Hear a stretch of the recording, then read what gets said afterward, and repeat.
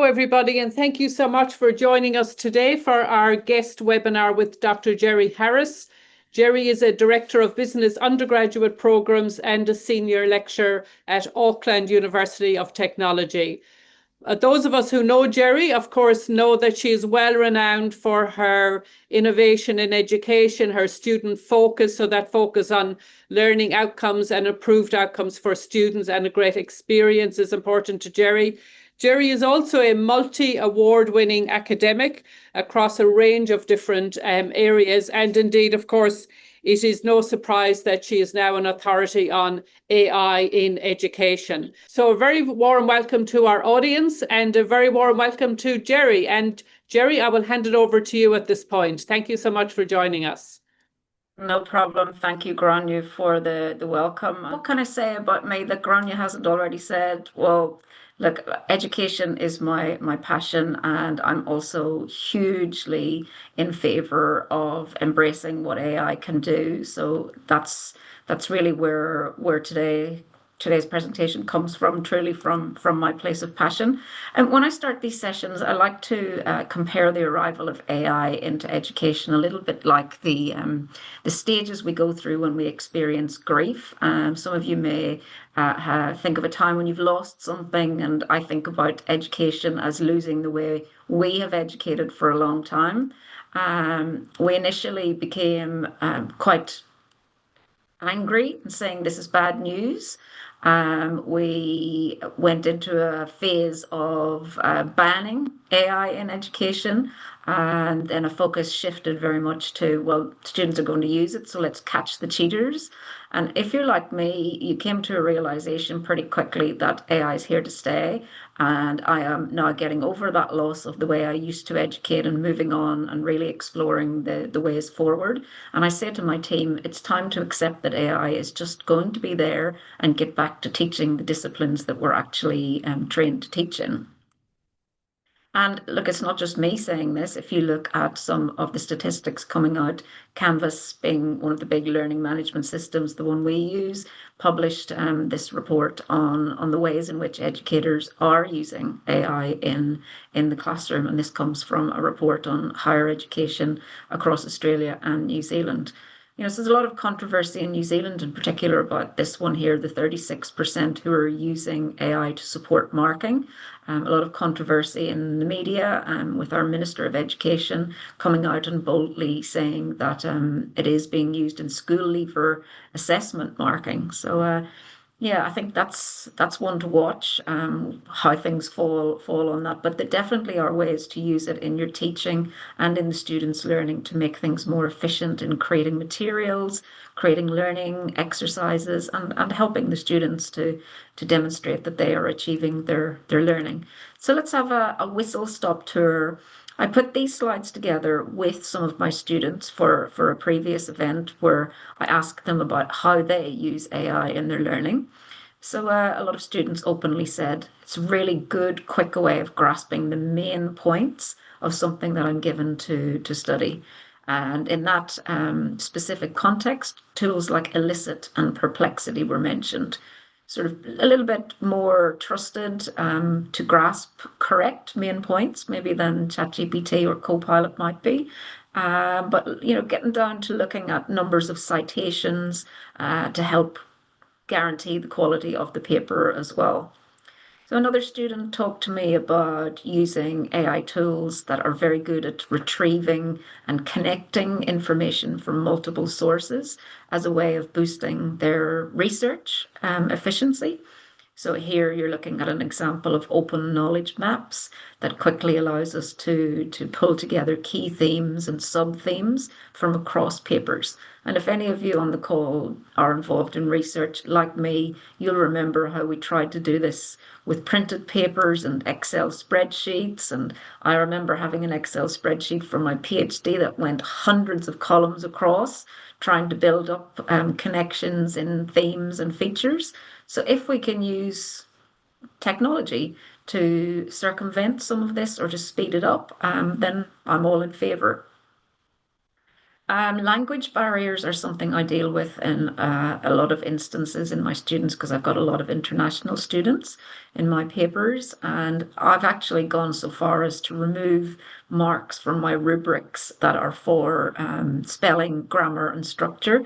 Instead, I actually say to the students, I fully expect, and in fact, I am mandating you should be using a tool like Grammarly to overcome those language barriers, fix your spelling and grammar, give you rewrite suggestions if you've written it in your own language initially. Okay, so this is not plagiarism to me. This is not cheating. This is using a tool to overcome something that otherwise may impact on your ability to submit good English written work. An interesting student who spoke very frankly to me about his struggles with dyslexia, talked about how a lecturer has accommodated him very well by encouraging him and giving him almost a waiver, if you like, to use GPT tools to give him feedback on drafts of his written content, giving it context that he is dyslexic. It's very, very capable of overcoming the spelling mistakes and the word confusion that he puts into his written drafts. That particular lecturer and student were together in a course where they used an AI tutor called Noodle Factory, and all the students were using that. It was trained as a small language model on everything to do with that particular paper. And this student, Stuart, was able to use it like the other students, but also he found it valuable as a 24/7 tutor that could really help him with that extra clarification of content that he needed. Interesting story about Stuart. He's an identical twin, and he talked about how his brother can read and digest a paper in 15-20 minutes, and it takes him an hour and a half to 2 hours to achieve even just the reading and the comprehension of the same paper. But he finds that AI tools help, narrow that barrier that he has, I guess. And then there are some of our team in the Bachelor of Business who are being really innovative in their learning practices by using AI, particularly in the context of marketing papers, and getting, undergrad students to build interactive personas. So none of the people you see on the screen exist. They're digital people built by students who were trying to understand how to digitally market in the context of Puma products. But the lecturer is very careful at the same time to give some context and AI literacy training to the students. So she will explain to them what they're asking the AI to do, what the context is, and what sort of output that they want. So these were video digital avatars. So Tim talking about his experiences of buying Puma products. Tim doesn't exist.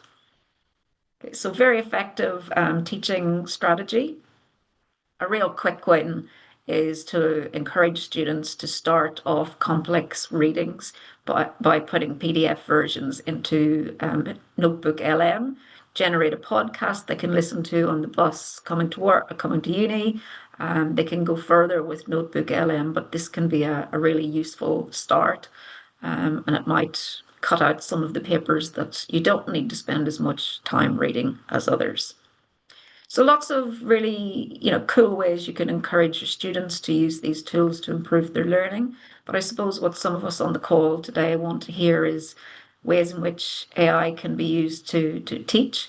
So what you see on the screen at the moment is a slide that I inherited in a course I took over about digital transformation. So you look at this slide, it's got lots of bullet points and lots of zeros on it. And I said, what am I really trying to teach the students out of this? And what I want to teach the students is the extent of data. And I wanted them to take away from this how many bytes are in a petabyte. So I engaged with a tool called QueryPod. It's just up here. And QueryPod, if you provide it with static content like this slide deck, it will curate the content and wherever possible, turn it into an interactive activity. In this case, QueryPod created a poll, which the students joined by photographing a QR code on the screen on their mobile phones, and then they could vote. And what this became for me was a learning moment. This is what the students seen on the side on their screen, and this is what I seen. And depending on where the poll fell, then I knew either to spend more time explaining what a petabyte is or just quickly move on. And that can allow you to be quite dynamic in the classroom. And the students love nothing better than taking out their phones and joining with a QR code. Oh, she's allowing me to use technology. But a lot of what I do involves having formative assessments and quizzes that build up to a summative assessment. And I really like to scaffold this into my practices over the weeks of a semester.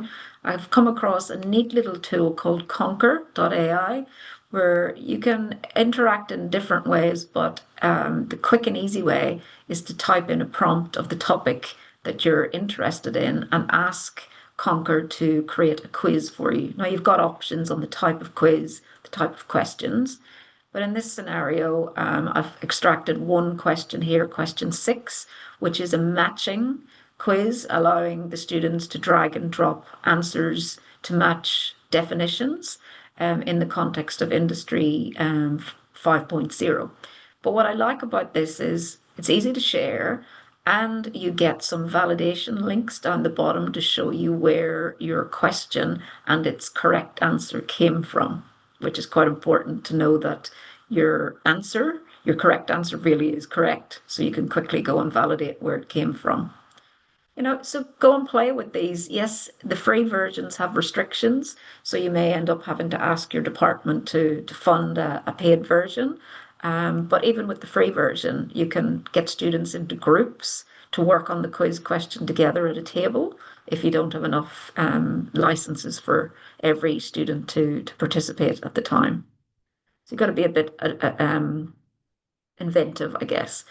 Back to our marketing lecturers who are just really, really proactive in this area, because they really recognize that marketing is one of the industries that our students are going to go out into that is already being most impacted by AI. And I've got a quote here from an IBM report, which I'm sure you've all heard different versions of, that AI isn't going to replace people, but people who use AI will replace people who don't. So our marketing team are really focusing on upskilling lecturers and bringing in industry experts into the classroom to really prepare the students for how they're going to be a marketing professional in the workplace that they're going into. The very first webinar about AI that I listened to, I don't even remember who gave it, but he gave a quote which was, "We have to stop educating students for our past and educate them for their future." And that's what our really responsive lecturers are doing. Teach prompting.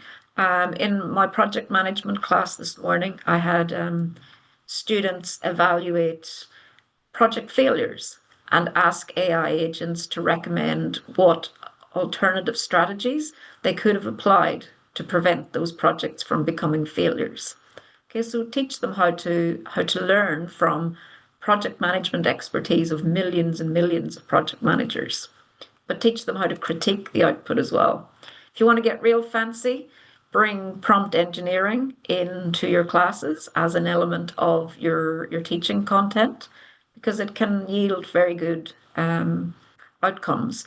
And our industry advisors are telling us that they would rather graduates come to them with AI literacy than having to train them when they first take up their roles.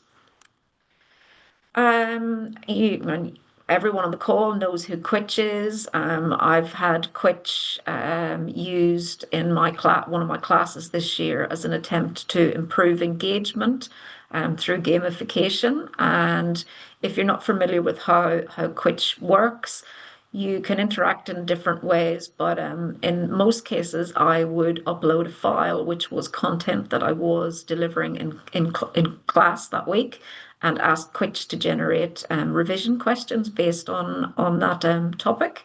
But you can start from scratch or get AI to generate content as well. So this is an example of what one revision question might have looked like. I was teaching business process mapping. We wanted to learn the key concept of rework. I was able to use an example we'd done in class of a little fragment of a process map, build in some options as to which element shows the actual rework loop. And on the right hand side, you can see that if a student got the question wrong, I had built in some prompts and some hints to help them have another go. And the beauty of Quitch in many ways was that students had an opportunity to revisit material I had just taught in class within a day or two of teaching it. The feedback from using this was that it was a lot of fun. You could see that you were at the top of the leaderboard, obviously with an avatar, so your other classmates didn't know who it was. But we often took a chance in class to celebrate that and hand out a bar of chocolate, not always for who was at the top of the leaderboard, maybe somebody who had made it onto the leaderboard for the first time. So make learning fun, use the tools that are available to you. Then with tools like Quitch that have a lot of AI ability built in the background, you can look at how your students are performing. Are they completing the topics? Are they struggling? Do you need to send out additional resources on a topic that's particularly challenging? You can do quite sophisticated analysis in the background. Here you can even look at the number of questions students are getting right. How many attempts does it take them to get the student right? And that gives you an idea of whether in the next week's class you need to go back and revisit a topic that students have struggled with. Okay. Grania, I'm sure, would happily give you a demo of Quitch in more detail at another time. But I don't want to finish the webinar today without touching on the thing that's all over the news at the moment, which is how do we use AI in assessments? In AUT, let's just say we've done a lot, but we've still got a lot to do. We're following a similar approach as the University of Sydney. We're, instead of calling it the two-lane approach, we're taking an approach that it's two channels. And in the one channel here, assignments are secure and locked down. And in the other channel, these different tributaries show that there are a number of different ways in which you can bring AI into assessments. My personal journey, I very early on in ChatGPT's arrival gave an assessment through Canvas. And as I walked around the room, this is what I seen on people's laptop screens. The Canvas quiz question open on the left-hand side and ChatGPT open on the right-hand side. And lo and behold, there's a screen snip of the question straight into ChatGPT. I asked students, why did you do this? Some said, I trusted that GPT would answer better than me. Some said, I wanted to validate my answer.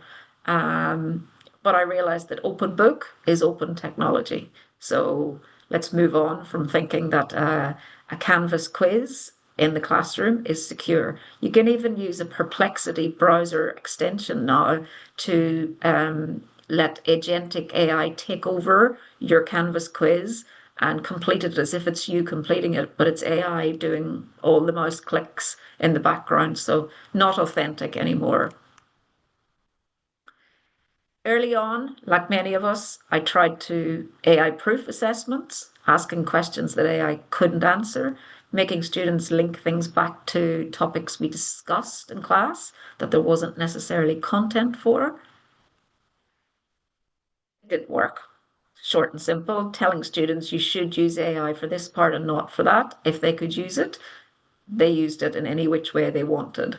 So then I flipped and I said, all right, I'm going to guarantee learning is authentic. So I'm going to orally assess everyone using the interactive oral model based on a case study, a dynamic two-way conversation, no pre-prepared questions. Yeah, I was sure within the first 5 seconds whether the student had learned what they needed to demonstrate or not. But gosh, doing 76 of these 10-minute orals over 4 days was exhausting. Exhilarating, but exhausting. But I was sure that the students understood what they'd learned. So where am I at now? As the director of the business program, I'm encouraging all of our academics to think about the future for their disciplines and align what the students are going to see in the future with the content they're delivering and the way they're teaching it. AI is now used by project managers, so I'm teaching my students how to use it. Bring in guest lecturers, get them to tell students and the academics what's happening, how are we using it in the workplace, and just look at that bottom point. If AI is allowed in the workplace, it should be allowed in assessment, and in fact, probably mandated. So, my very parting comments to you is just to get careful you don't get caught in that dip of the grief cycle where you're focusing on catching cheating, because writing with AI is not the same as plagiarism. Yes, it's not original authorship, but we can't go accusing students of cheating because there's no way to prove AI was used. Rather, I would see us moving towards a universal redesign of assessments and teaching students how to use the tools ethically and responsibly. And I just added this a few minutes ago, fresh off the press. Your friends over in Oz, in the media, all over being accusing students of cheating with AI with no proof. So that's the worst scenario that we can get into, are good students who haven't used AI being penalized for using it. And I'll leave you with the words of Danny Liu from the University of Sydney, who was quoted in that news report saying, instead of punishing students, instead we should be teaching them how to use AI properly. So, folks, that's it from me in terms of presentation. I would encourage you to go away from today thinking about where you're on the curve and how you can move up towards getting past the fact that AI is here and into using it. So if we've got time, I'm happy to take questions. If not, I can follow up with answers via Grania afterwards. So yeah, I can't see anyone, but thank you for tuning in. Geri, that was fantastic. Thank you so much for joining us today. And more importantly, thank you for all that you've shared with us. I'll check and give people a chance to see if they've got any questions there. But there was a couple of things, Geri, that really stood out to me. And I think your point about, as educators, not about us focusing on not for our past, but with the focus for the students' future. I think that's such a critical and important point. And also your grief curve, us Mm, moving past that and not that focus on cheating, but how can we help students? There was so many things that you've said. I also loved when you talked about doing your PhD and that endless amount of spreadsheets. I think probably everyone on the call can relate to that. But there was also some key things you talked about, the language barriers. yep. I can really help students. The student with dyslexia, how it had helped Stuart as well. I found that really fascinating.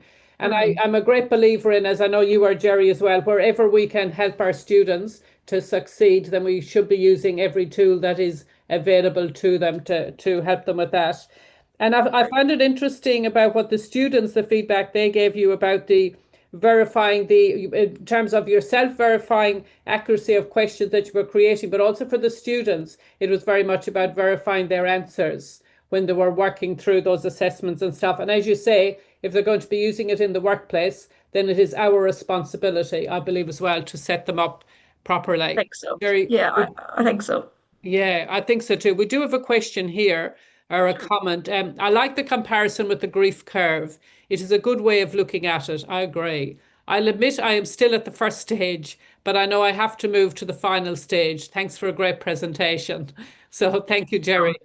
And just to follow on that comment, I didn't do it in this call because it's a live webinar and I don't have you all in front of me.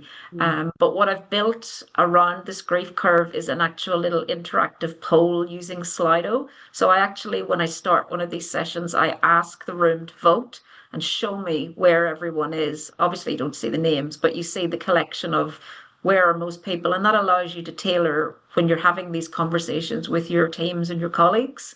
How can we collectively move further around on the curve? Yeah, I think it's a really good point. I mean, I agree that it's phenomenally great that actually because there's when I looked at when AI when the whole journey kind of began, there's so many of my colleagues I can place in, all of those different scenarios that you have shown there.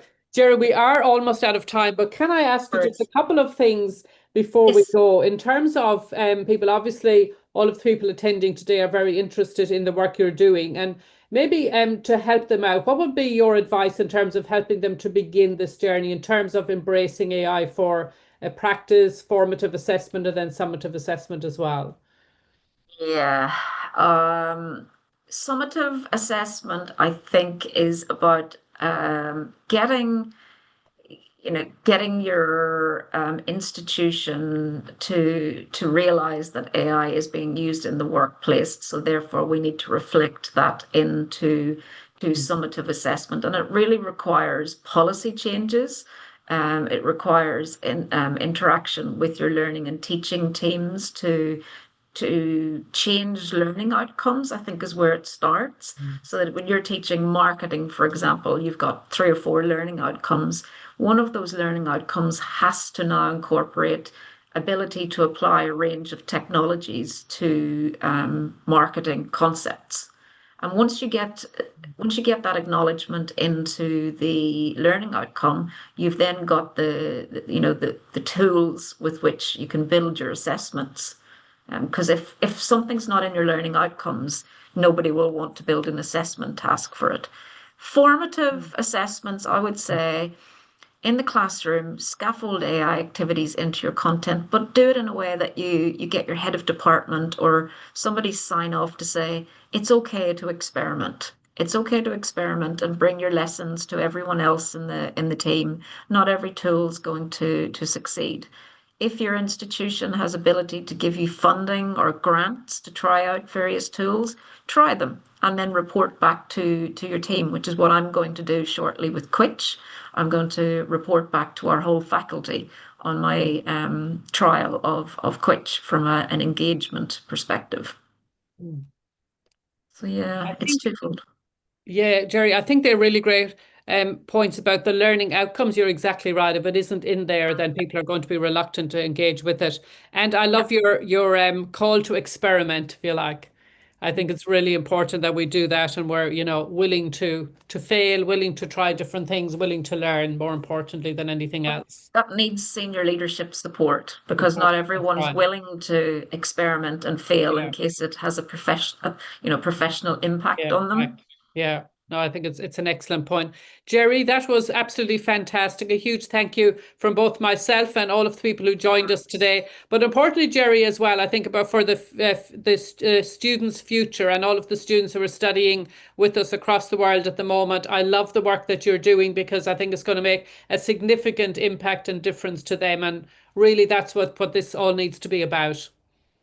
Well, let's continue these opportunities to share best practice and collaborate because that's how we all learn. That's how we all learn. I couldn't agree more. And Jerry, thank you so much. And thank you so much to the audience for joining us today. Bye, Jerry and everyone. I will record, the session has been recorded and we will send that through to you as well. And sorry, we've run out of time for more questions, but feel free to send them through and Jerry and I will get back to you. Thank you, Sounds good. everybody, and enjoy your day. Thank you. Thanks, Thanks a Grania. lot, Bye. Jerry. Bye Bye. now.